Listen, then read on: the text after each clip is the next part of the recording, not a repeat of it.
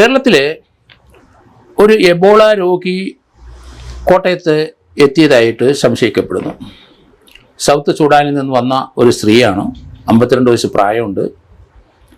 അവർ തുടക്കത്തിൽ പനിയായിട്ട് പാലായിലെ ഗവൺമെൻറ് ആശുപത്രി പ്രവേശിച്ചു. അവിടെ പനി വിട്ടു പനിക്കുന്നു. അപ്പോൾ അവരുടെ ഹിസ്റ്ററി ചോദിച്ചു കഴിഞ്ഞപ്പോൾ അവർ സൗത്ത് സുഡാനിൽ നിന്ന് വന്നതാണ്. അവിടെ അവർക്ക് ജോലിയായിരിക്കാം, അല്ലെ ബന്ധുക്കളായിരിക്കാം. ഏതായാലും അവരോടൻ തന്നെ പാലായിലെ ഹോസ്പിറ്റലുകാർ കോട്ടയം മെഡിക്കൽ കോളേജിലേക്ക് റെഫർ ചെയ്തു. അതിൻ്റെ ഹിസ്റ്ററി ഷീറ്റുമൊക്കെ നോക്കി അവരുമായിട്ട് കമ്മ്യൂണിക്കേറ്റ് ചെയ്യും. കോട്ടയം മെഡിക്കൽ കോളേജിൽ എബോള രോഗിയാണെന്ന് അവർക്കൊരു സംശയം തോന്നിയതുകൊണ്ട് ഇവരെ ഐസൊലേഷൻ വാർഡിലേക്ക് മാറ്റി പ്രത്യേക പരിചരണം കൊടുക്കുകയാണ്. വിവരങ്ങൾ ഹെൽത്ത് ഡയറക്ടറെയും അതുപോലെ വകുപ്പ് മന്ത്രിയൊക്കെ അറിയിച്ചു കഴിഞ്ഞു. കാരണം ഇന്ത്യയിലും കേരളത്തിലും ഈ എബോള രോഗികളെ നമ്മൾ കണ്ടെത്തിയിട്ടില്ല. ഇവിടെ നിപ്പ, ഷിഗല്ല ഒക്കെ ധാരാളം കോവിഡിന് ശേഷം വന്നിട്ടുണ്ട്. പക്ഷേ എബോള ഫസ്റ്റ് ടൈം അത് സെൻട്രൽ ആഫ്രിക്കയിൽ മാത്രമുള്ള സ്ഥലത്തുള്ള ഒരു രോഗമാണ്. അത് വവ്വാലിൽ നിന്നാണ് വരുന്നത്. അവിടെ മാത്രമുള്ളൊരു പ്രത്യേകതയാണ്. പ്രത്യേക തരം വവ്വാലുകളാണ് അവിടെ. അതിൽ നിന്നാണ് ഈ എബോള രോഗം പകരുന്നത്. അത് ഫ്രൂട്ട്സ് ഭക്ഷിക്കുന്ന ഇതാണ് വവ്വാല്. അപ്പം ഫ്രൂട്ട്സിൽ നിന്ന് വരാം. പക്ഷെ പകരുന്നത് മറ്റു രോഗങ്ങൾ പോലെ അല്ല. ഇത് പകരുന്നത് ഇത് മനുഷ്യൻ്റെ സ്രവങ്ങളിൽ വായിക്കാത്ത തുപ്പൽ, ഉമിനീര്, മൂക്കിനകത്ത് നിന്ന് ഒലിക്കുന്ന സ്രവം, കണ്ണിൽ നിന്ന് വരുന്നത്, അങ്ങനെയുള്ള സ്ഥലങ്ങൾ, പിന്നെ സെക്സിൽ നിന്ന് വരുന്നത്. കാരണം അത് ചില സ്രവങ്ങളിൽ നിന്ന് മാത്രമേ ഇത് ഉണ്ടാവൂ. അപ്പോൾ അതുകൊണ്ട് അങ്ങനെയാണ് അത് പകരുന്നതെന്നാണ് വരുന്നത്. മറ്റു രീതിയിൽ അവരെ ദേഹത്ത് ടച്ച് ചെയ്താലോ തൊട്ടാലോ പിടിച്ചാലോ ഒന്നും ആ രോഗം പകരില്ല. അവർക്ക് ഉപയോഗിച്ച അല്ലെങ്കിൽ സൂചി, നമുക്കറിയാം കുത്തിവയ്പ്പിന് സൂചി ഉപയോഗിക്കുന്നത് പിന്നെ ഡിസ്പോസ് ചെയ്ത് കളയുന്നത് നമുക്കറിയാം.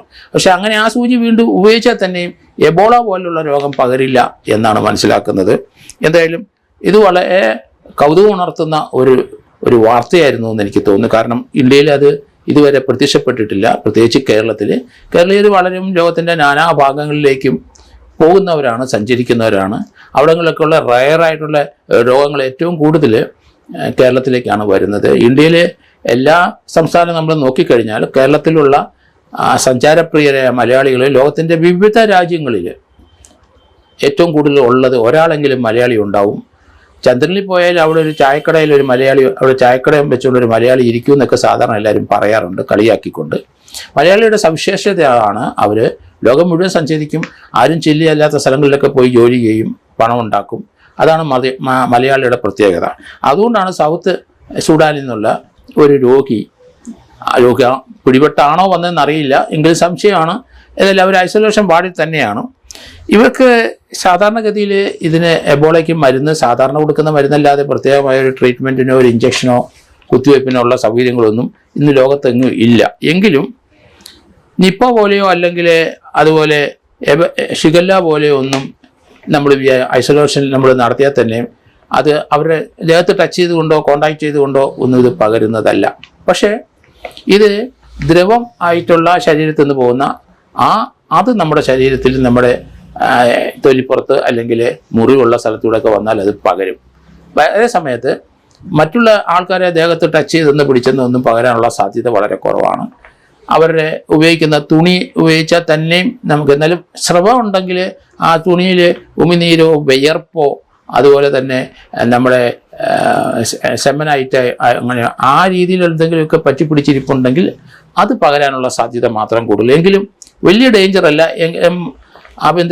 ഇവിടുത്തെ ആഭ്യന്തരമായ നമ്മുടെ സ്ഥലങ്ങളിലൊന്നും ഈ രീതിയിലുള്ള ഒരു രോഗം നമ്മൾ കണ്ടിട്ടില്ല. ഒരു പുതുമയുള്ളതാണ്. അതുകൊണ്ടാണ് പാലായിലെ ഡോക്ടർമാർ ഇവരെ അഡ്മിറ്റ് ചെയ്യുമ്പം സൗത്ത് സുഡാനിൽ നിന്ന് വന്നു എന്ന് പറഞ്ഞപ്പോൾ തന്നെ അവർക്ക് സംശയമായി, പനിയുണ്ട്. അതുകൊണ്ട് 52 വയസ്സുള്ള സ്ത്രീയാണ്. ഏതായാലും അവരിപ്പോൾ ഐസൊലേഷൻ തന്നെ പേടിക്കാനില്ല എന്ന് അവിടുത്തെ ഹെൽത്ത് ഡയറക്ടറും അവിടുത്തെ കോട്ടയത്തെ ഹോസ്പിറ്റൽ അധികൃതരും അതുപോലെ ആരോഗ്യവകുപ്പ് മന്ത്രിയൊക്കെ പറഞ്ഞു കഴിഞ്ഞെങ്കിലും നമ്മൾ സൂക്ഷിക്കേണ്ടിയിരിക്കുന്നു, ആൾക്കാർ ശ്രദ്ധിക്കേണ്ടിയിരിക്കുന്നു. ഇത് വവ്വാലിൽ നിന്ന് വരുന്ന ഒരു രോഗമാണ്.